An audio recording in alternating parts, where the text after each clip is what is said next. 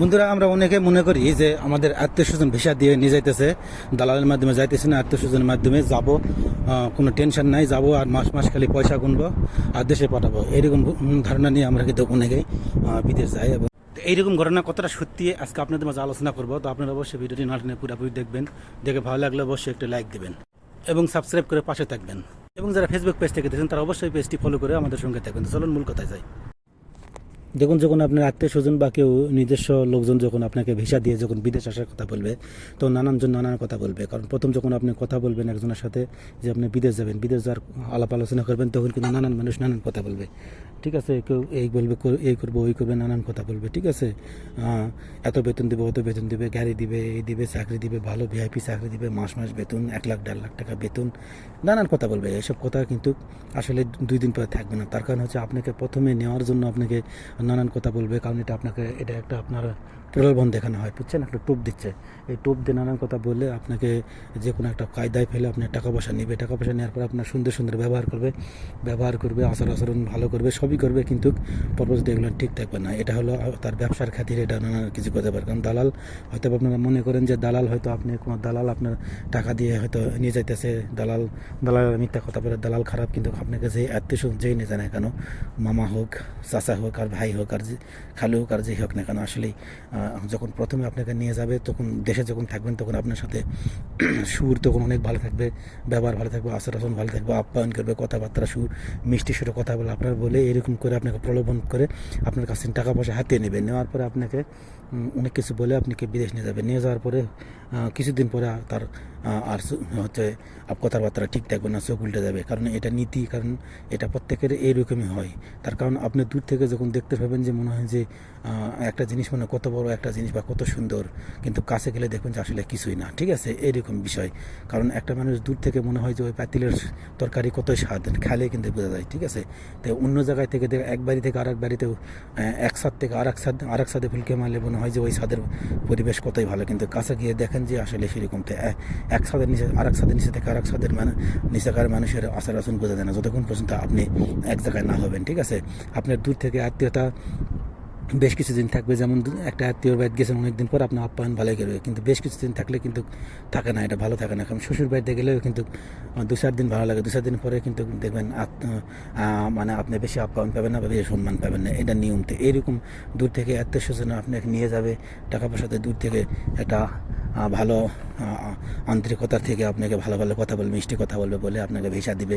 Visa নিয়ে আপনি যাবেন, যাওয়ার পরে কিছুদিন পর দেখবেন কথাটা ঠিক থাকবে না, চোখ উল্টে যাবে। কারণ এটা প্রত্যেকের ক্ষেত্রে হয়তো। এই জন্য কারো কথার প্রলোভনে পড়ে হয়তো করবেন না যে আপনি আত্মীয় স্বজনের মাধ্যমে বিদেশ যাইতেছেন। হয়তো বলবেন যে আমি আত্মীয় স্বজনের মাধ্যমে যাইতেছি, আমার কোনো টেনশন নাই, আমি যাব আর মাস মাস টাকা নিব আর দেশে পাঠাবো। কিন্তু এরকম মনোভাবনা সবারই হয়। ঠিক আছে, কোনো চিন্তা করে না। ঠিক আছে, দালালের কাছে গেলে একটা চিন্তা করে যে ভালো ভাগ্য হবে না কি হবে, কিন্তু যখন কোনো আত্মীয় স্বজন ভিসা দেয় নাই, তখন কিন্তু এরকম চিন্তা করে না, নো চিন্তায় যায়, নাচতে নাচতে বিদেশ যায়। কারণ আমার চাচা নিয়ে যাইতেছে, বা আমার খালাতো ভাই নিয়ে যাইতেছে, বা মামা নিয়ে যাইতেছে। ঠিক আছে, এরকম একটা চিন্তা ভাবনা মনের ভিতর থাকে। কিন্তু পরবর্তীতে কী হয়, এগুলো সম্পূর্ণ উল্টা হয়।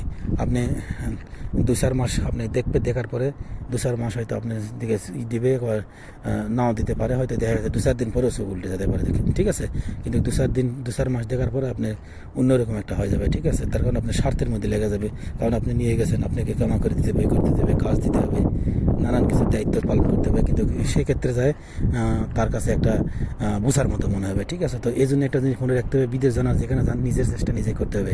এই জন্য প্রথমে এসে যদি আপনি নতুন আসেন, অবশ্যই যে কয়দিন আপনাকে যেই দেখুক না কেন, ওই কয়দিনে আপনাকে খুব মনোযোগ সহকারে এবং খুব হার্ড পরিশ্রমে আপনাকে কাজকাম শিখতে হবে, ভাষা শিখতে হবে, তারপর নিজেরটা নিজে দেখতে হবে। তার কারণ অন্যান্য দেশের মানুষজন কিন্তু দূরের মানুষ হলে, যেমন পাকিস্তানি, ইন্ডিয়ান, কেরালারা, এরা কিন্তু দূরের মানুষ হলেও মানে নিজ দেশের মানুষের টান আগে টানে। ঠিক আছে, তারা অন্য দেশের মানুষের টান টানে। কিন্তু আমাদের বাঙালিদের ভিতরে কিন্তু হিংসা বেশি কারণে একজন আর ভালো আর একজন দেখতে পায় না। ঠিক আছে, একই জায়গায় থাকে, একই থেকে। ঠিক আছে, হয়তো আপনি একই জায়গায় থাকে, একই রুমে থাকে বা একই জায়গায় থেকে কাজ করতেছে একজন, হয়তো সে পাশের আর একজনের কাজ নাই, খাবার টাকা মিলতেছে না ঠিক মতো, কিন্তু সে ইচ্ছা করেও দেখবে না যে চেষ্টা করে আমি একটা চেষ্টা করে তার একটা যদি কোনো কাজে লাগাইতে পারি বা কোনো দিন কাজে নিয়ে যায় দুবেলা খাবারের ব্যবস্থা করে দিতে পারি, এইরকম চিন্তাভাবনা মন মাইন্ড আমাদের বাঙালিদের ভিতরে খুব কম আছে। আছে দুই একটা মানুষ আছে, কিন্তু বেশিরভাগ মানুষই এরকম চিন্তাভাবনা নাই। ঠিক আছে, চিন্তাভাবনা আছে যে খালি আমি নিজে ইনকাম করবো কীভাবে, নিজের দেশে পাঠাবো কীভাবে, এরকম চিন্তাভাবনা বেশি আসে। কতটা স্বার্থপর যে মানুষ আমরা দেখলাম ভাই এই বিদেশে আসে। ঠিক আছে, এই বিদেশে এসে দেখলাম মানুষ কত রঙের মানুষ, 64টা ডিস্ট্রিক্টের মনে হয় 64 গুণে কত হয় 128 ধরনের মানুষ দেখলাম। এক এক ডিস্ট্রিক্টের ভিতরে মনে হয় 2-4 ধরনের মানুষ আছে। তাহলে 64টি ডিস্ট্রিক্টে কত ধরনের মানুষ, কত রঙের মানুষ এই বিদেশে আসে দেখলাম। ঠিক আছে, এই বিদেশে না আসলে দেখতে পেতাম না। ঠিক আছে, ইট পাথরের দেশে মানে মানুষের স্বভাব চরিত্র সব কিছু ইট পাথরের মতো শক্ত, কেউ কারো তোর মায়া মহব্বত করে না। ঠিক আছে, একাত্তা মানুষ আছে এরকম করে। ঠিক আছে, যদি এরকম না হতো তাহলে পাশের মানুষের দেখতেছে একজন নিজে কাজ করতেছি দিনের পর দিন, একজনও কাজ করতেছে না, তার খাওয়ার টাকা নাই, পয়সার টাকা নাই, কিন্তু কখনো চিন্তা করবে না যে তার বাড়িতে সংসার আছে, তাকে একটু হেল্প করি। আজ যে আপনাকে ভিসা দিন এসে সে তো করবে না, সে কিছুদিন পরে আপনার চোখ উল্টে যাবে যে কোনো একটা কারণে সে আপনাকে আনছে হয়তো ব্যবসার জন্য, সে 50,000 বা 1 লাখ টাকা লাভের জন্য আপনাকে আনছে। ঠিক আছে, লাভের জন্য আনার পরে আর আপনি টানবে না, কারণ স্বার্থপর। এই দেশে আপনি নিজের দেশে আপনি নিজের ভাইয়ের সাথে কিন্তু হয় না এরকম। ঠিক আছে, মানুষের সাথে বা দূরের মানুষের সাথে ঝগড়া গন্ডগোল হয়তো জীবনে একাধবার হয়ে থাকতে পারে, কিন্তু আমাদের সবচেয়ে নিজের আপনজন মানুষ, নিজের সমাজ, নিজের রক্ত, তাদের সঙ্গে কিন্তু সবসময় গ্যাঞ্জাম ফাসাদ লেগেই থাকে। এটা হলো নিয়ম। ঠিক আছে, কারণ তারা সবসময় আমরা একই জায়গায় বসবাস করি, চোখের সামনে বসবাস করি, নিজের লোক বিধায় এরকম হয়। ঠিক আছে, দূরের লোকের সাথে কাঁচাল গন্ডগোল হয় না, দূরের লোকের সাথে শত্রুতা হয় না। আপনার বড় শত্রু আপনার ঘরের শত্রু। ঠিক আছে, দূরের শত্রু কিন্তু কম। আপনার সাথে অন্য গ্রামের বা অন্য এলাকার মানুষের সাথে গন্ডগোল ক্যাচাতলে হয়তো জীবনে একবার হলেও হতে পারে, না হলে না হতে পারে, কিন্তু আপনার যেটা আত্মীয় স্বজন, আপনাদের রক্ত, নিজের সমাজ, নিজের রক্ত ভাই ব্রাদার, এদের সঙ্গে সারা জীবনই শত্রুতা লেগে থাকে।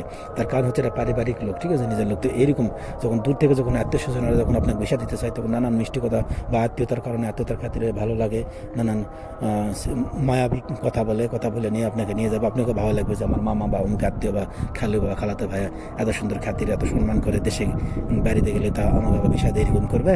কিন্তু আসলে যার পরে মনে করবেন যে আসলে এটা সম্পূর্ণ উল্টা। তো ওই জন্য আপনাদের একটা চিন্তা করি, একটা কথা বলি আপনাদের, সেটা হচ্ছে আপনারা কখনো অন্যের চিন্তা করবেন না, অন্যের উপর ভরসা করে কখনো বিদেশ আসবেন না বা আসার চেষ্টাও করবেন না। নিজের উপর ভরসা করবেন, আর যখনই যাবেন তখন অবশ্যই যেখানে যান সেখানে আপনারা ভালোভাবে কাজ হার্ড পরিশ্রম করে কাজ শেখার চেষ্টা করবেন, এবং হচ্ছে আপনার করার চেষ্টা করবেন, যাতে ভাষা শেখার তাড়াতাড়ি চেষ্টা করবেন, তাহলে ভালো ফলাফল হবে। ঠিক আছে, কাজ শেখা, ভাষা এবং নিজের সততা, এই জিনিসটা ধরে রাখতে হবে। ঠিক আছে, কোম্পানি হোক আর যেখানেই হোক। ঠিক আছে, এই সততা ধরে রাখলে এবং হার্ড পরিশ্রম করলে সফলতা অবশ্যই আসবে। তো এই জন্য আপনারা অবশ্যই সতর্কমূলকভাবে আপনারা কখনো কারোর ভরসা করবেন না, নিজের উপর চেষ্টা করে আসবেন। বাড়ি ঘরে আসার সময় অবশ্যই বাড়িতে 2-4 মাসের চলার মতো পয়সা করে রেখে আসবেন, এবং চিন্তা করবেন যে হয়তো আমি 2-4 মাস পয়সা দিতে পারবো না বা 6 মাস দিতে পারবো না, এরকম ঘটনা ঘটে যেতে পারে। ঠিক আছে, আপনার সবাইকে সমস্যা হলে এমন সাপ্লাই কোম্পানি আছে আপনি 3-4 মাস বেতন দেবে না। ঠিক আছে, এরকম হয়। আবার এমন আছে আপনি বসে আছেন, কাজ পেলেন না। তো এই জন্য আপনি চিন্তা না করে আসলে, আপনি কিস্তি নিয়ে আসলে অবশ্যই আপনাকে 2 মাসের 3 মাসের কিস্তি টাকা রেখে আসতে হবে। এরকমভাবে প্রতিষ্ঠানভাবে আসলে দেখবেন যে আপনার চিন্তাভাবনা একটু কমে পড়ে যাবেন। ঠিক আছে, এটাই হলো যারা প্রথমে নতুন লোক যারা বিদেশে আসেন, নতুন লোকদের জন্য এটা সতর্কমূলক বিষয়। ঠিক আছে, তো এটা আপনারা অবশ্যই মাথার মধ্যে রাখবেন, দেখে অবশ্যই আপনারা বিদেশে আসার চিন্তাভাবনা করবেন, এবং অবশ্যই কোনো কাজ জেনে, কোনো কর্ম জেনে আসবেন, এবং অবশ্যই আপনারা ভালো, যদি প্রথমে চেষ্টা করে দেবেন কোনো কোম্পানি ভিসা থেকে আসার, এবং দ্বিতীয়ত যদি আপনারা কোনো ফ্রি ভিসা আসেন তাহলে অবশ্যই কোনো জানাশোনা লোক, ভালো কোনো যদি লোক আপনার থাকে যে কাজ দিতে পারবে, একান্ত বিশ্বস্ত, যদি আপনার মনে হয় যে সেই মানুষটা ভালো বিশ্বস্ত অন্যান্য মানুষের, অবশ্যই সেই মানুষের মধ্যে যাচাই করবেন। যে লোক আপনাকে বিদেশ নিয়ে যাওয়া চাইতেছে, ভিসা দিবা চাইতেছে, তার যদি আপনার নিজের গ্রামের হয় যাচাই করবেন, অন্য গ্রামের হলে যাচাই করবেন সে অন্য কোনো লোককে নিয়ে যায়, তার সঙ্গে কারোর সঙ্গে কোনো 2 নাম্বারে করছে কিনা, এরকম যাচাই করে তাকে আগে পরীক্ষা করে তারপরে আপনারা যাওয়ার চিন্তা ভাবনা করবেন।